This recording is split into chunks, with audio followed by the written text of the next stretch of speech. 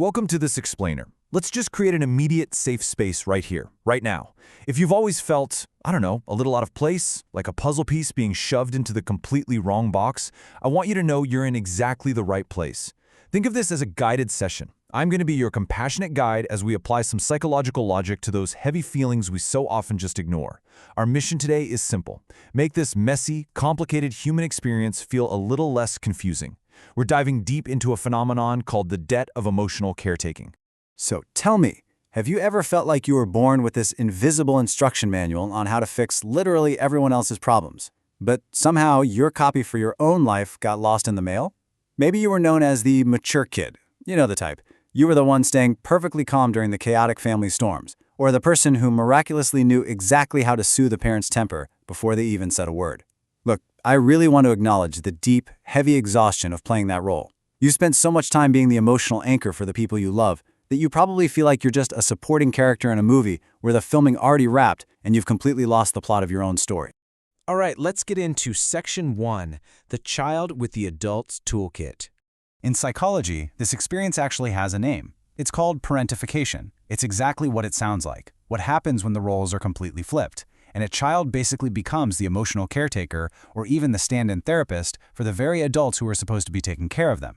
Introducing this clinical term here is absolutely crucial because I want to validate your experience right now.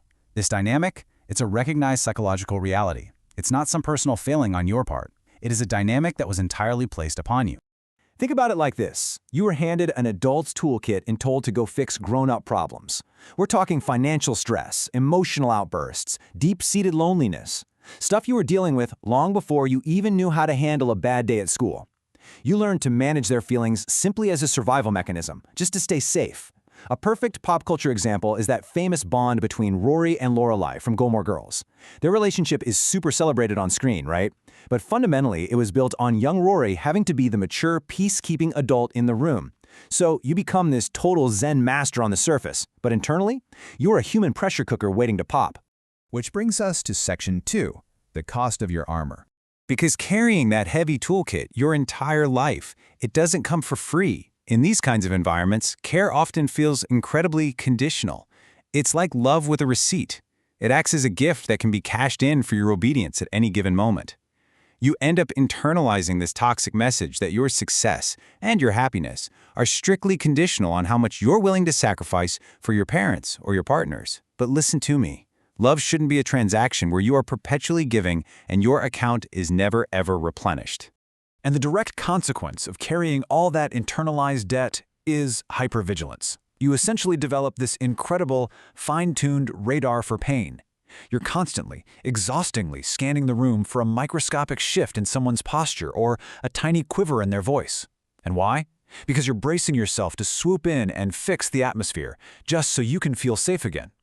It is an utterly exhausting state of observation, where your whole existence revolves around managing other people's feelings.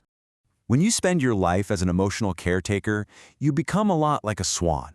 You look incredibly graceful and perfectly calm to everyone else looking at you, but underneath the water, you are paddling frantically just to stay afloat. I want to validate this for you right now. You are not broken. You are simply wearing really heavy armor, and the price of this lifelong performance is steep.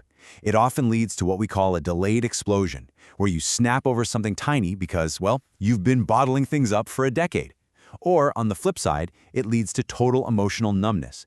You've spent so much energy observing everyone else's feelings that you've literally forgotten how to feel your own.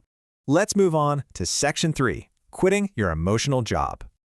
Okay, here is our roadmap to finally putting that heavy armor down. We have 3 distinct steps to recovery. Step 1 is honestly often the hardest. You have to grieve. You have to grieve for the childhood you simply didn't have and the parent you desperately wish you'd had. Acknowledging that loss is not some betrayal to your family. It is the vital, necessary first step to healing a really deep wound. Once you've allowed yourself to be truly sad, then you can move to the next phases, establishing rules and finding the family you choose.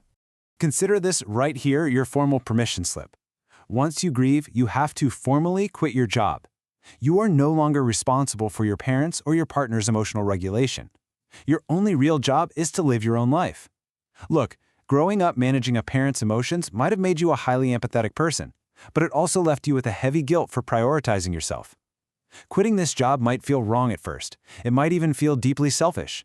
But you absolutely must give yourself explicit, empathetic permission to prioritize your own mental health from now on.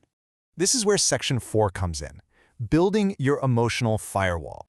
We need to have a serious talk about real boundaries, because a boundary is not just a simple request, it is a firm rule for your own well-being. Saying, please don't call me after 9 p.m. leaves all the power in their hands.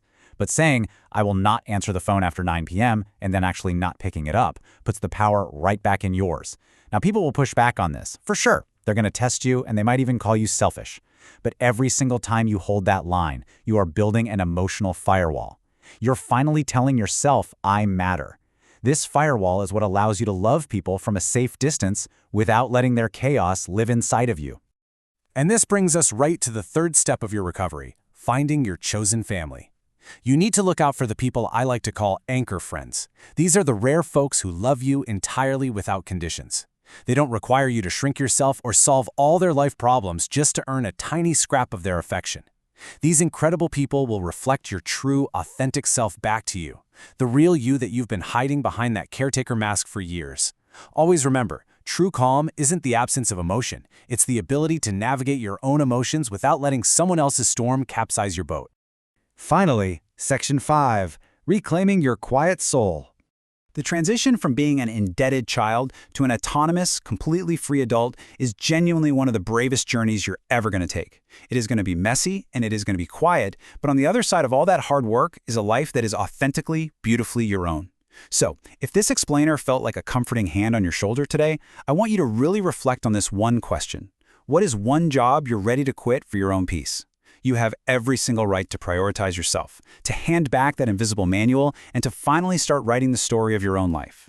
Thank you so much for exploring this with me today, for learning alongside me, and as always, please take care of yourself.